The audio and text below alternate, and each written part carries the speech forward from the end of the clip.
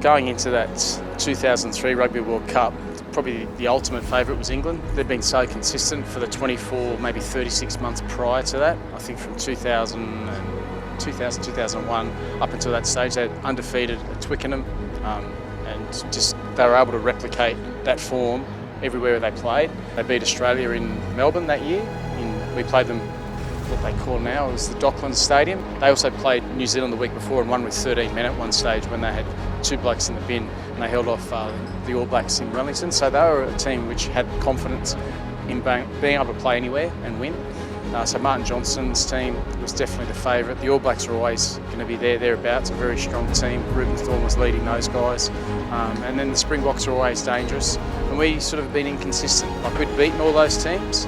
We hadn't beaten England for a few years, but we'd come really close. Remember the year before we played them at Twickenham, I think it was 32-33.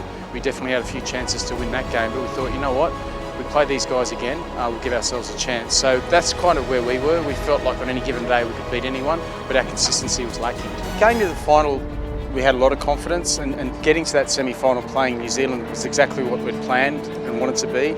So when we got to that semi-final, it was like, okay, we can do this. We can put our best possible performance against this New Zealand team this year and win. Spencer again. Intercepted. Mortlock. They are going to make hard work of it. Rokitoko's chasing, but he can give up. Mortlock gets the first try.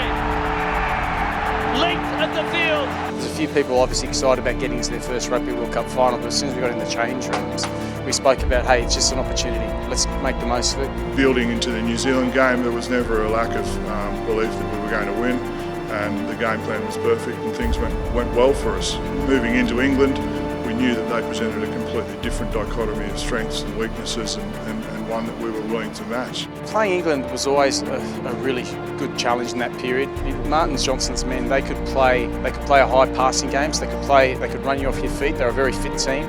They had good skill sets, good midfielders, good halves, so good decision makers, and a really good back three. Jason Robinson electric in terms of poor kicking and counter attack, and a really strong forward pack. So their set piece was strong, scrum line out. So a really good all round team. And as I said, confident they could replicate their game. They were tested a few times in that World Cup. Wales had them on the ropes in the quarterfinal. Then it's rained really heavily against the French, and the French were probably the most, I think, complete team leading up to the finals of that Rugby World Cup. And then the rain came in. England just put the old arm wrestle on them and won that match. So they just showed you what they could do over the course of the tournament. And so we knew it was going to be a bun fight. We knew it was going to be an arm wrestle because early in the week it just rained. It was one of those weeks of torrential rain in Sydney, so it was always going to be one of those matches. Australia still have it. Mortlock's out wide. Here comes Takiri. He's only got to take it. Lottie, first day Australia. It was a pre-planned sort of strategy for us, a right-hand side scrum.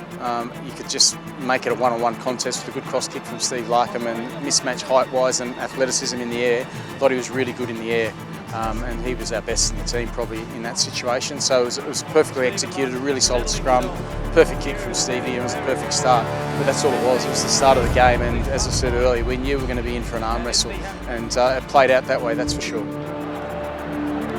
Here's Delalio, the big man with a lovely pass to Wilkinson and Robinson.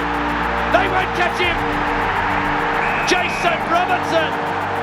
That was that moment in that first half where they found some rhythm. Like we turned the ball over, they were playing field position, and they just got in a really nice attacking rhythm. Big ball carries, quick ball, and it was hard to defend, and that was a good example of it. And they just executed that really down that left-hand side, I think it was, and we just ran out of numbers. So it was another scenario where I think they dropped it on the right-hand side. I think Ben Kay dropped it with the line wide open, and it could have been really, really tough to come back for us. So we went into half-time, I think it was 14-5 down, so it's 9 points. It's a score and a half really. So we just knew we could get that back, but it was going to take our best possible 40 minutes. Elton Flatley was just a tough rooster. Like he was like a bulldog, you know what I mean? He just had the big strong jaw, and he was always up for the contest.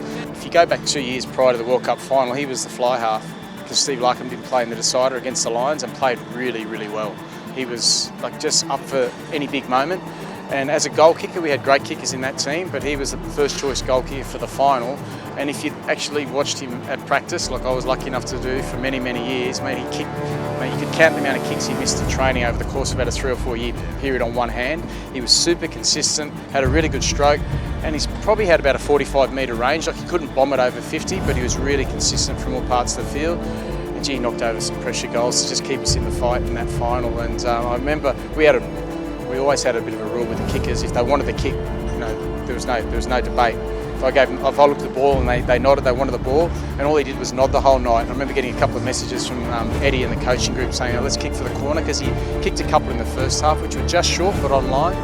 And I said, well, I'm not going to take away his confidence, so to speak. If he wants a kick, he gets it. And he certainly wanted those kicks in the second half, and yeah, he just came up big.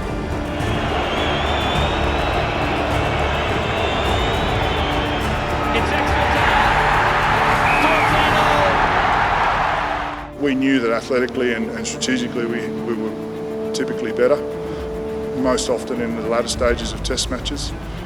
And so when we got to full time at draw, the feeling amongst the group was that we would have them on both fitness and intellect. We had all the momentum. There's a bit of bickering going on. You could just see there was some nervousness in that English team, which they don't sort of talk about. They forget all about that, but there was a bit of edginess there. And we felt like if we got in front, like the first score is always important. It's not the only score, but we felt if we scored first in extra time, they wouldn't have scored since 50, 60 minutes ago, and they would have been feeling that, and the momentum and everything would have been turning. Sport's funny like that. They would have come back for sure, don't get me wrong. That first score was really important. I think we got penalised for contesting in the air, and then Johnny knocked over a really big pressure kick. I think it was probably 50 metres all up, really, on the angle, in really tough conditions, and that sort of gave them, okay, hang on, here we go. And then we just went back into the mode we'd been in for the last 40-odd minutes, which was, okay, we're just going to get back in the fight, give ourselves a chance to put our noses in front, which we never got a chance to. We're always chasing the game. So, yeah, we were talking about that, and we were exactly where we wanted to be. We felt we were really, really in a good position. Physically, no problem at all. But, you know what, we say that, they'd be saying the same thing in their huddle as well. We knew they were setting up. So, like, I've heard many times people say, oh, it was a bad kick for him, it was bad. Hey, it was really, really wet. It was 40-odd metres out from our line. Could you try to hang on and kick? Hindsight's a beautiful thing, but you could also potentially, as I said earlier, it was a tough night to throw the ball laterally. It was really greasy, really tough, pressure's on. And you just back yourself defensively. Like we'd back ourselves defensively to hold, and maybe force a turnover, maybe just do whatever was required just to keep them out. But at the same time, you've got to hold your discipline. You don't want to give a silly penalty away. And Andre Watson was a great official, but you just don't want to give him a chance to blow a whistle. So everyone's a little bit passive. So they're just getting the gain line, and we're just setting up for the field goal. And he missed a few throughout the match, Johnny. So he missed a lot. So we just feel, okay, let's just hold it, eventually set up. And when they release, let's put all the pressure we can. But they snuck a couple of really good ones. Dawson's break was pretty crucial. Yeah, it was really crucial, because then we couldn't get set up as quick. We couldn't set up as well as we would have liked to put the pressure on, and when they released it, the rest is history. So it was very much that way. It was, it was a slow car crash occurring, but there's not much you could do, and they executed that really, really well. There's not much you can do when you're in that scenario defensively. Someone could try and solve it themselves, but then there's a risk of giving a penalty away, and you just don't want to be doing that in that moment. Place for the drop goal. Australia come back. Here it is for Johnny. Has he done it? He sure has. There's 35 seconds to go. This is the one. It's coming back for Johnny Wilkinson. He drops for World Cup glory. It's over. He's done it. Johnny Wilkinson is England's hero. I was targeting left foot. I remember, like it was saying, I've got his left boot, you get his right. But I'm on his left, and Georgie's on the other side. We're just going to try and pincer him. But I was going pretty hard at his left boot, and then he just caught it straight away, went to his right, and. Fair play to him. He's done that a few times. Like there's plenty. If you do any highlights reels of Johnny, he did that a few times for England. He did a few times down in Toulon, where he's knocked it over on his opposite boot. And when it comes to sporting moments, I love all my sport. When someone does that, fair play. Take your hat off and say too good. And they were too good just that night. But it was that kind of a final. It went to extra time, so it was an epic match.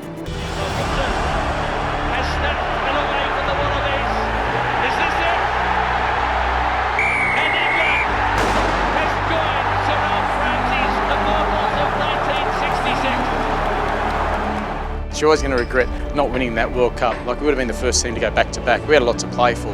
Hosting, all that sort of stuff that you mentioned, people probably, the public maybe weren't expecting at the beginning, but halfway through they started to get behind this team. And that was a period where, you know, pretty special in Australian sport. And to have done that and got so close, it was disappointing. But the effort, and I remember saying this to the group afterwards, I said, you can't fault the effort. Everyone, like, that's coaches, it was players, everyone who's part of that Wallaby team, they gave everything into that campaign, and we just came up a play short. You know, you can't do much more than that, and so you can live with it. But it's always going to hurt, but you move on from it. And as I said, like, it's one of those epic finals in any sport. I can remember going back to pre-season with the Brumbies. Like, time rolls on, 2004. It's Prime Minister's 11, and there's Sachin Tendulkar and all the Indian cricketers playing the PM's 11 at Manik Oval. And they came up to us as myself, Roffey and Jeremy Paul, and they've just said, you guys, that World Cup final, we were in a pub in Melbourne, we were going for you, I can't believe this. And they're living play by play, and you go, you know what, that's had a massive impact on those guys, and that's the beauty of sport, isn't it?